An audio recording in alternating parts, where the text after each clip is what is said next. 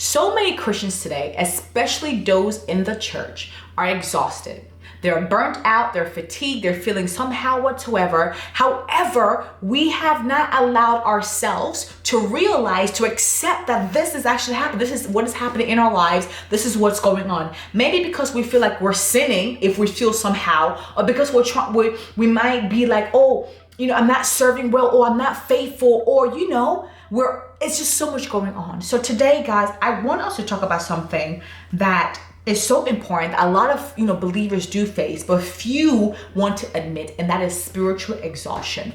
That feeling when you love God, but you're just tired. You're still showing up, you're still praying. That is, if you are, you're still worshiping, but something deep inside of you feels, how do I put it, drained. It feels, something is off, right? So let's talk about why so many Christians are spiritually tired, what causes it, and how to find that fire again. Right here, Moments of Effort, about love, life, and God.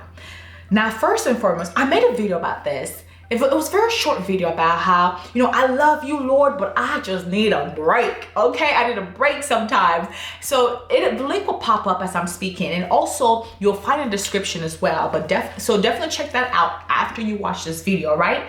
Now, listen, I want to go ahead and kind of preface this by saying this. I am not against anybody serving in church. I would never be against that. I've done it. I've been there. I do that. I'm not against I'm not against any of those things. However, one thing you need to realize that we are pouring more than we're being poured into.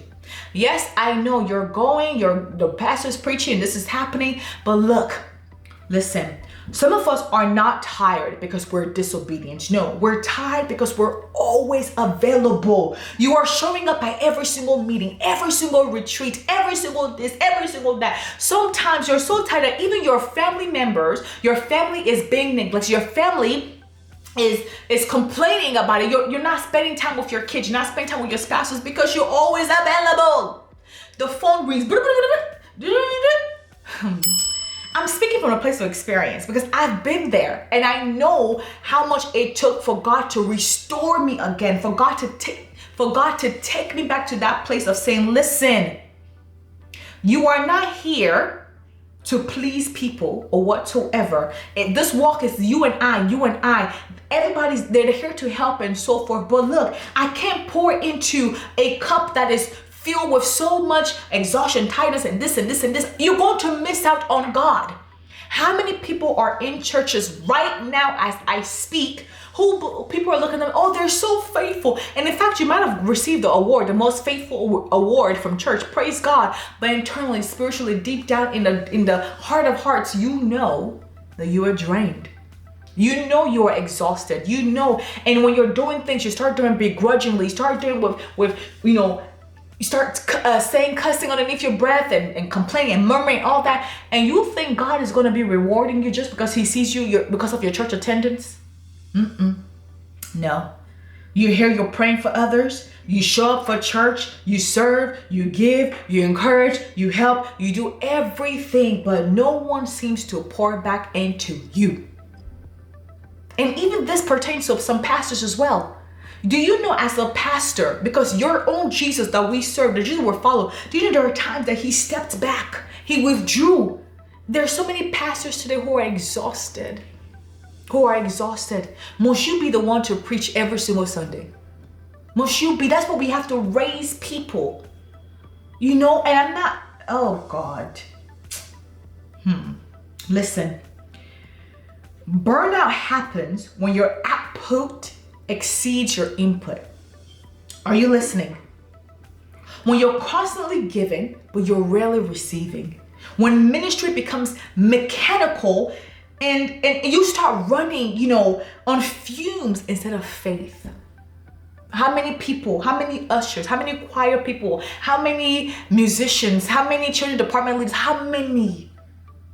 I have spoken with so many people, especially when and I've shared my story here and there, bits and pieces of one of the things that I was facing that I wish I had allowed the Lord to help me to face head on. But I was during the season, I was talking to some people, and and I could sense how they were serving, that their heart. I'm just like, because I've been to a place, I've been in the place where I have served faithfully in the eyes of man, but I knew deep in my heart that this was God. Did not even.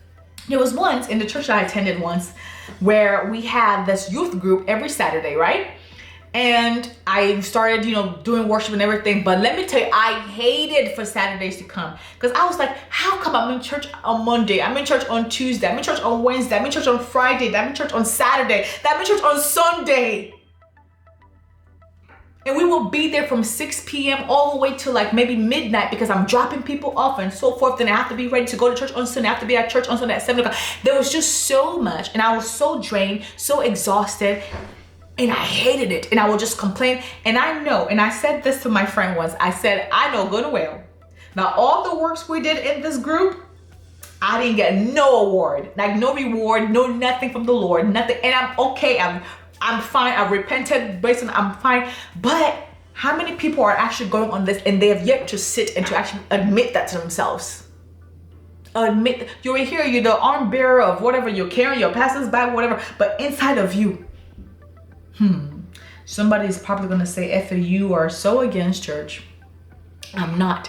I'm against people pretending. I'm against people dying while in church while serving unnecessarily. I'm against when your faith life is decreasing, but you're seen as you're faithful. You're seen as your A, B, and C. But deep down, you and God, you know that you're this far.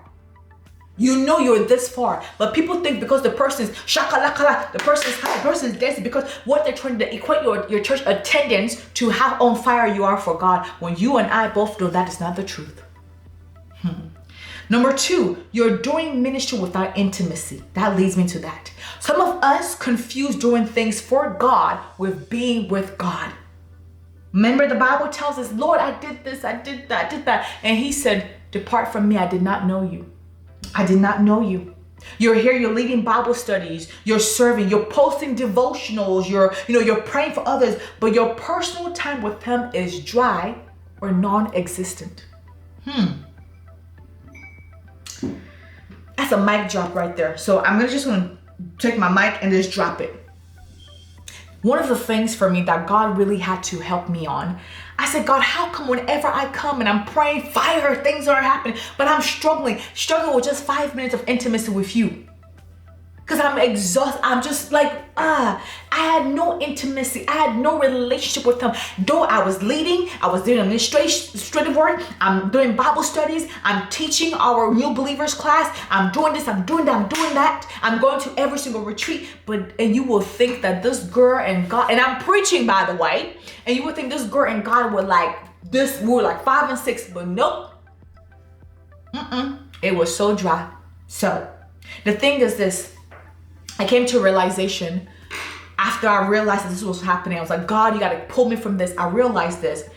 I do not want to live off of secondhand revelation. I do not want to live off secondhand faith. I don't just want to hear about him. I don't just want to be taught about him. I don't want to just hear your testimonies. Amazing. Please, if you have testimonies, do share, because it helps build up people's faith. Amazing. But I also want to have my own. I want to have my own encounters. I want to have my own. Oh my goodness. I was reading the Bible and this light, like not physical light, but my eyes open and I can see. I know God for myself. I know him for myself. So if you're here, you the way how I was back then, even if you listen to 5 sermons a day, oh my goodness, listen. Boy, was I listening to sermons. I will go to bed with sermons. I will go to bed with worship music. I will go to bed with the Bible playing. Even if you do that, that's not the same as you having a one-on-one with God. It's not the same. You are feeding off of somebody else who has gone ahead and they have watered their altar. They have, prayed and all this in their own personal altar. So they're bringing it to you. You too, you need to go and burn incense on your own altar. Your own personal altar. Effie, why are you shouting? I'm not shouting. Calm down. I'm speaking this. I'm compassionate. I'm passionate about what I'm talking about. This is why I'm sounding like this. But Effie, calm down. Look, revelation comes from relationship, not repetition. Not repetition. Listen to all And when that relationship fades, even good works become draining. Oh my goodness. I'm telling you, you don't have to experience everything. This is why I'm exposing myself to you. And sometimes when I'm making these videos and I'm giving this real life things that happen to me, there are times I'm just like, oh my goodness, what will people think about me? How people see me? Even those that knew me back then and this, and when they come across, some people, they'll start monitoring your life and see what's going on, right? And I'm like, I have to stop worrying about that, because there's somebody out there who's going through it right now who I don't want them to repeat what I did. I don't want them to behave how I don't want them to just get up and leave and ghost and leave like how I did. So I want them to be able to tackle and to handle and to be real and honest with themselves. That's why I make these videos. That's why I share my story. So I'm hoping that you learn from it as well. Because listen, what once flawed from intimacy can now start feeling like obligation. Oh my God. Man, I came to a point, once upon a time, I was so excited for service. For Sundays, I could not wait to the weekend. It was the best day of my life, and I wanted to be in church from morning till night. Like, I didn't want to leave. Then I came to a place in my life where I hated weekends. Like, when Friday came, my heart started pounding over, because I knew what was going to happen on Saturday. I knew what was going to happen on Sunday.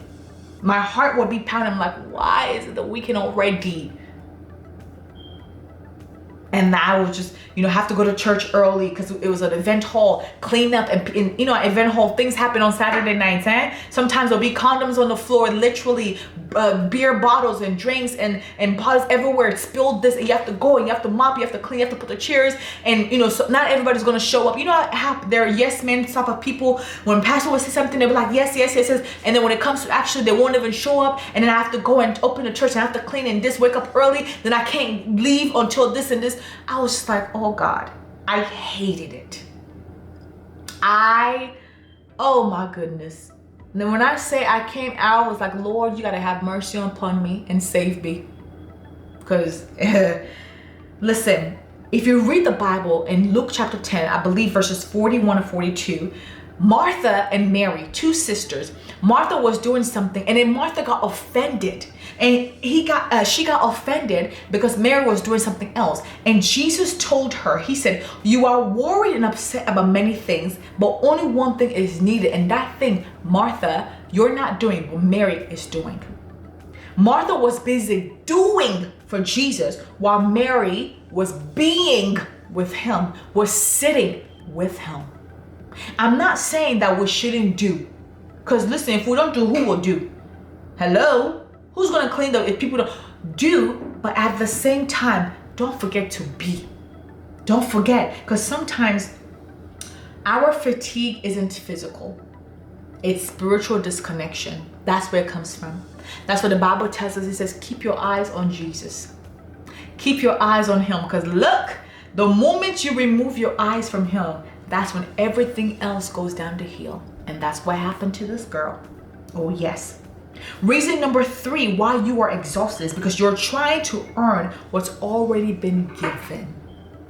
This one hits deep.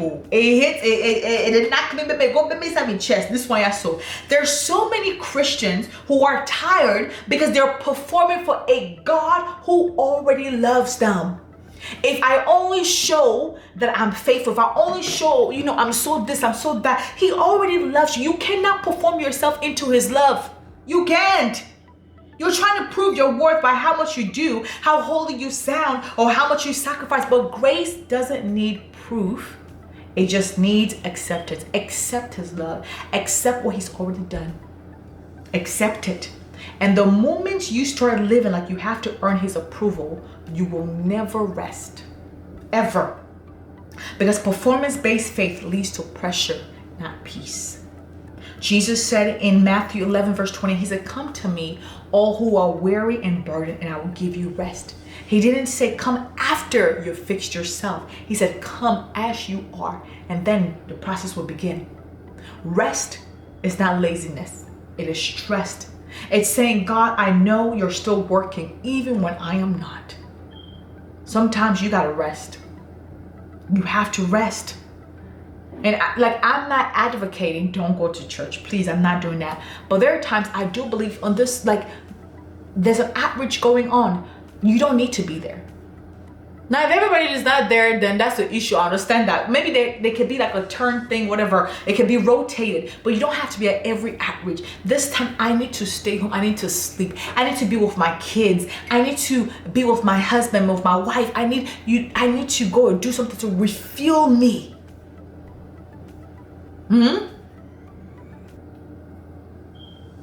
The other reason why you're exhausted is because you're spiritually malnourished. Listen, imagine trying to live off of 1 meal a week. What's going to happen? You're going to be weak. You're going to be dizzy. You're going to be irritable. You're going to be feeling all whatever it is, right? For example, I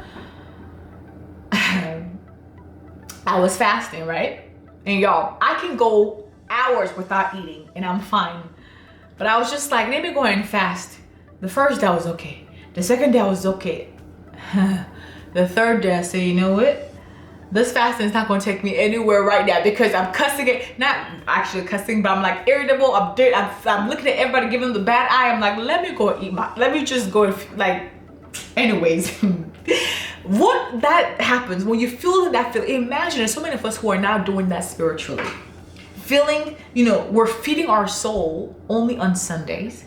And then we're wondering why we're empty by Wednesday. We're wondering why we're empty by Thursday, why we're empty in the middle of the week.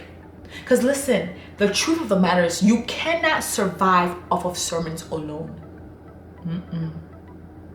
You need your daily bread. Daily prayer, worship, quiet time, journaling, all these things are spiritual nutrients. You cannot afford to do it only. There's some people who this Bible will never be open until it's time they're going through situations, or maybe they're getting ready to share something spiritual, or maybe they're going to church or whatever, and it's projected. Bible says men shall not live by bread alone, but by the word. By the word as well. The word. So you're eating, of course, do not starve yourself, but the word also. So when your soul starves, what happens? Your flesh takes over. That's when you start feeling disconnected, you start feeling frustrated, and you start feeling numb. Take it for someone who's been there. Take it for someone who was so tired. I was like, God, look, I will pray next time. But then when people call and say, Miss Effie, you're the prayer warrior, I was like, okay, everybody, let's pray. And I'm like, whoa, I've done my prayer. Why was I not exhausted? Why would I not be exhausted spiritually? So you need to go back to his word. Not as a task, not as, just so I can fulfill righteousness, but as a lifeline. As a lifeline, because the word of God is not just information, it is spiritual oxygen. Remember, you are 3 in 1. You're first a spirit who has a soul that lives in the body. You gotta feed each part of you. And you don't feed each part of you once a week, once a month, or once every blue moon. No, it's a daily thing. It's a daily thing. You are exhausted also because you're ignoring God's rhythm of rest. I touched base on this a little bit. But listen, rest is not laziness. Rest is not sinning. I don't know who told us that. I felt when I rededicated my life and I was like, I felt I couldn't miss a practice even when I was exhausted because I was going to school, I was working full time as well, and then I had to go, like literally we were in church almost all the time. Mondays were meetings, Tuesdays was choir practice, Wednesday was Bible study, and then Thursday, I forgot what we had on Thursday, but something was happening on Thursday. Friday was prayer meeting / Bible study. Saturday, we had outreaches in the morning, and then in the night, we had a prayer meeting for Sunday, and then Sunday was service. So literally, I don't think anything was going on Thursday, no. So let me not. No, Thursday we had, but it was a virtual meeting on Thursdays. So literally 7 days, every day. Why would I not be exhausted? Why? Sometimes, listen, even in creation, God worked 6 days and he rested at least one. He rested one day, not because he was tired, but because he was teaching us a pattern. I heard of this amazing this amazing saying. I forgot his name. But he said, God gave me a horse and a message. I have killed the horse. Now I cannot deliver the message. This guy was about 29 years old or so, back in the days, what I forgot how many centuries ago, back then. He was lying on his deathbed, and he fell sick. He was going. And the horse is the body, his vessel, the message what God gave him. He did not take it. He wasn't resting. He wasn't taking care of himself. So he died at 29. No matter how anointed you are, you need rest. No matter how gifted you are, you need rest. No matter how much you're needed, you need rest. Because you cannot give fully.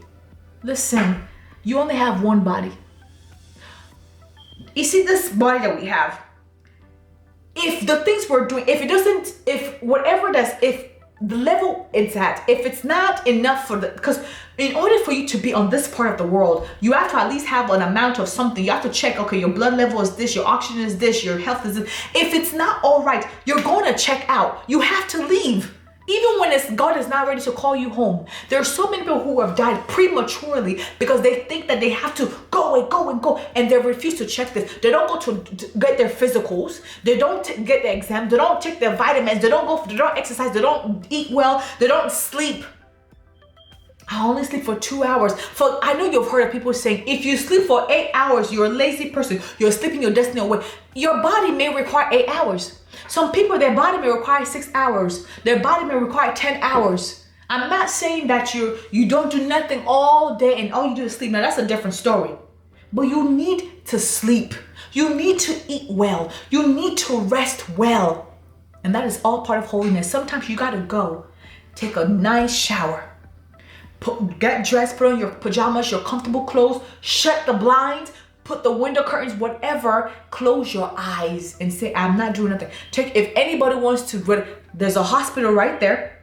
There's a police station right there. There's this right there. Turn off that phone. Do not disturb. Close your eyes. And don't you dare feel guilty for resting. Oh my goodness. They say hindsight is 20/20, right? But I wish God, I wish I could go back and speak to that FA. I wasn't the pastor of the church. I wasn't the this, it wasn't whatever. So imagine me, I'm like this. Now imagine those who are in a high, imagine.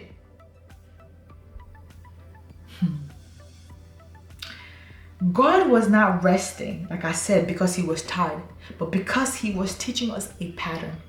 You need to have your own Sabbath. Sabbath isn't just about working, it's about reconnecting. Have your day. Look, I know they say Sabbath is this. Your Sabbath can be on a Wednesday. Your Sabbath can be on a Tuesday. Your Sabbath can be on a Saturday. Have a time where like this is my Sabbath, that time of rest, that time of connecting, of resetting my mind, resetting my soul, resetting my spirit. Have your own personal Sabbath. Have your own. Have your own. Rest is worship when it's done in surrender, because it's saying, God, I trust you enough to stop striving. I trust you enough to just pause. It will go on. That thing that you're feeling that it cannot be done without you being there, trust me. Oh, I thought I could. I remember when I went and got my wisdom teeth. Listen, I had all 4 removed. Is it 4? Whatever. I had all of them removed, right? It was on a Friday night. And at that time, the choir, we were rehearsing on Fridays. When I moved to a different branch, we were rehearsing on Fridays. And you know, when you first go, your gum, you're sensitive and you're bleeding, whatever. And I was just like, no, I can't miss choir. I can't miss practice. I have to be there. What if they don't do it right? What if this? And also in a way, it's a sense of me relying on myself, thinking I'm the one that's doing it. When I needed to do this, let go. I think I've been doing this a lot now, videos. Let go and let God be in control, because I was not being the driver. I was not being the God. And I took that on and put that on, not because I was asked to do it, unnecessary pressure. So I went to practice. Guys, I came home. My gum was swollen on that Friday night when I came back home. I was bleeding. I had to put the little cotton buds inside my mouth it was terrible. Then of course I didn't learn my lesson. I used Saturday to rest, to, whatever. And I was still practicing because I do it on my own as well. And then Sunday, I was doing it. And let me tell you, I came back home on that Sunday, and I'll never forget, exhausted. I just dropped. I remember the pastor was praying over me and stuff, and I just dropped. And people were like, oh, she feels the Holy Spirit. In my mind, I was like, oh no, my body's tired. My mouth hurt. I had anesthesia. I am weak. I didn't eat as I was done. Like literally, I didn't even drive myself home. That's how bad it was. Because I felt like it could not be done without me doing it, without me being there. I had to put my hands. That's why it's so important for delegation, to delegate. Oh, there's so many things I will redo again. But I'm so grateful for those experiences as well, because it's learning. I learned what not to do. I learned how to carry myself, what to, even, I don't care who was asking. If I'm tired, I know respectfully, no, I love you. Respectfully, I respect you, but no. God gave us a message. God gave us a horse. Do not kill the horse, because when you do, you cannot deliver the message. You cannot do your assignment. Listen, I always say this. I stole this from Dr. Miles Monroe. I said, God, I am dying empty. I'm not leaving this earth prematurely. I'm not leaving with anything you've placed inside of me. I'm going to do what I need to do. I need to start drinking more when I start exercising. But anyways, me and the Lord, we're working on a one-on-one. We're trying. Now I go on walks literally every single day. But anywho, I'm not going to take myself to an early grave. Absolutely not. And I'm not going to feel guilty for resting, guilty for saying, I'm sorry. I can't attend today, respectfully. If you never pause to rest, you'll start resenting what you once prayed for. You'll start resenting who the people you once enjoyed being with. You'll start resenting what you're doing. You start resenting just serving. You start resenting. Ministry will start feeling like misery, and your calling will feel like a cage. Rest is not rebellion. It is obedience. Your Lord did it, so you too should do it. There's a scripture that I read, a translation, that the Bible tells us what when the Lord was sent his disciples 2 by 2 by 2, then he called them to, he said they've been around all the time, they've been out, so he called them to a place, like, because they've been so busy, a place of rest. A place of rest. You are exhausted because of all these things, these 5 things that we've discussed thus far. Which one speaks to you more? Put it in the comment section. Which one speaks to you more? Now the question is not, Efe, how do I restore my spiritual strength? How do I regain? How do I rebuild? Because look, I don't want you to be resentful. I don't want you to walk in resentment. I don't want you to just hop up and leave and like, I'm done and this and this and this and this. Don't be like me, oh. Learn from me. First thing, return to your first love. Return to your first love. Go back, spend time with God just to be with him. Not so you can go and serve, not so, the season I'm in right now, that God has, the season I'm in right now is a season of delighting myself in him. And I was asking the Lord, I said, what do I do? What does it mean to delight? What message do I need to listen? What book do I need to do? What do I do? He said, girl, I just need you to come sit. Bring your Bible, bring your notebook, bring yourself. Sometimes leave your notebook. Just come and sit. Play worship song. Just sit. Sit with me. So go back, spend time with God just to be with him. Not to prepare content or to fulfill a duty or to check a list because you feel guilty. No. Number 2, guard your yes. Listen. Oh God. Not every opportunity is an assignment. Learn to say no with peace. I know it's hard, especially with its leaders, right? Your group leader, your cell group, your pastor, your this. But when you guard your yes, when you're very particular about what you say yes to, oh God, there's somebody that, I forgot how they phrased it. They said, when you guard your yes, I forgot how they phrased it, but pretty much guard your yes. And I'm trying to find the phrase that they use. And if I find it, I'll put it somewhere in the video so you can see it. But guard your yes. Number three, reconnect with community. Find people who refresh you spiritually, not just those who drain you. Those people, every day they're coming to you for counseling, they're coming to you for prayer, they're coming to you for this. You need to find people who can also pour into you, who you can connect to, you can speak to. Have a community. Have a community. I know we want to be the ones who always pour and be needed, but that's why you're so drained. Who pours back into you? It's so important who's in your corner. Oh my goodness, I heard somebody who said my friendships, they were like, I guard my friendship circle, my circle, I guard. We talk, we speak into each other's lives, we encourage each other. When this person is tired, like, okay, you're tired of school, I got you. Right now, lean on my shoulder, borrow my faith, I got you. So reconnect with community. Number 4, rediscover joy. Do things that make you come alive again. Is it worship? Is it journal? Is it walking in nature? Is it laughter? Going to comedy shows? Is it going out to IHOP? Going to go eat? Do something that brings joy to you. Don't just, because my life was school, work, church. School, life, work, church. So I had nothing. There was nothing I was doing. I wasn't reading. I wasn't journaling. I wasn't watching TV. It's like, do something that brings you joy. Right now, one of the things that brings me joy is, like I said, take a good shower, get my robe, have my food, a plate of chicken, whatsoever, turn on my Netflix, and or maybe just, put worship and just lay down and just read a good book. I'm just going, and this brings me so much joy. It rejuvenates me. It does. Last but not least, rest intentionally. So turn off the noise, silence the phone, and just breathe, because God is not in a rush. He's in the stillness. He's not in the rush, but in the stillness. Rest intentionally. Are you listening? Listen, spiritual tiredness doesn't mean you're failed. It means that you've been fighting. But guess what? Even soldiers rest. Even prophets take breaks. Even Jesus slept during storms. So maybe it's time that it's time for you to stop proving and start being. Now, I want to hear from you, because I've said a whole bunch and I know you got your stories to share.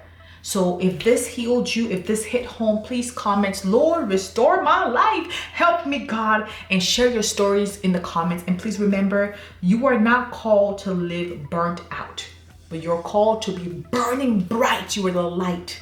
Amen.